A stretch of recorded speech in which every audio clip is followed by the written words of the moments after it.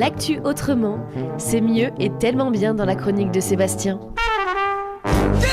Allez, commençons donc cette première rubrique d'infos de 2018 avec l'habituel lot d'augmentation diverses et variées attendues pour cette année, plus 1,7% pour la CSG, plus 12% pour le carburant, 10% pour le tabac, 15% pour le forfait hospitalier. Citons aussi pêle-mêle les augmentations du gaz, de l'électricité, du fioul, des PV ou encore des péages. Et le timbre.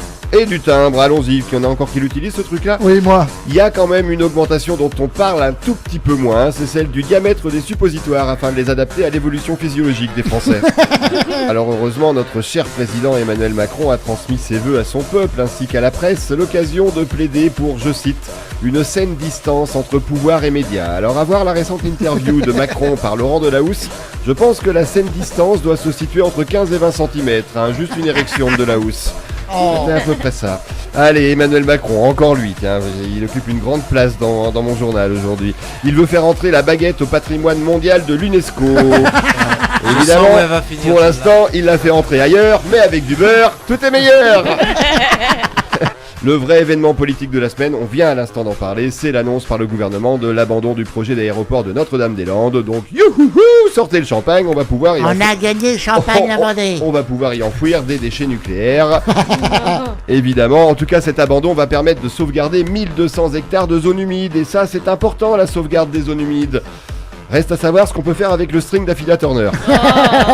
Je profite aussi de cette information sur Notre-Dame-des-Landes pour citer le tweet de la semaine. Tweeté, ça doit être hier, le 17 janvier 2018, par Maître Zemki. Je cite, moi je suis pour qu'on laisse les zadistes, ils vont développer une société alternative et d'ici peu ils auront besoin d'un aéroport. Ouais. Je trouve ça très drôle. Bon, ouais. Donc c'est Maître, je précise évidemment, c'est Maître Zemki qui a envoyé ce tweet. Fait divers, le SDF qui avait volé 300 000 €, belle histoire, à l'aéroport de Roissy, s'est finalement volatilisé avec beaucoup plus d'argent. C'est pas 300 000 €. Non. Je trouve ça sympa d'avoir des nouvelles de François Fillon de temps en temps. Je savais pas ce qu'il devenait.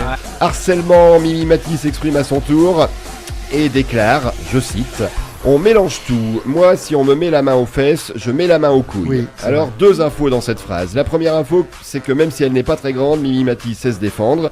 Et la deuxième info, c'est qu'elle saute quand même super haut. Oh non.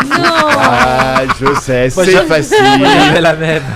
Les mecs ont des grands bras. Mais... Ça pouvait. Télévision, c'est finalement, on l'a dit aussi tout à l'heure, Bruno Guillon qui remplacera Tex à la présentation des Amours. De son côté, Tex présentera une nouvelle émission féministe, Les Zemmour. Fallait pas le dire en podcast quand vous voulez sur urban-radio.com.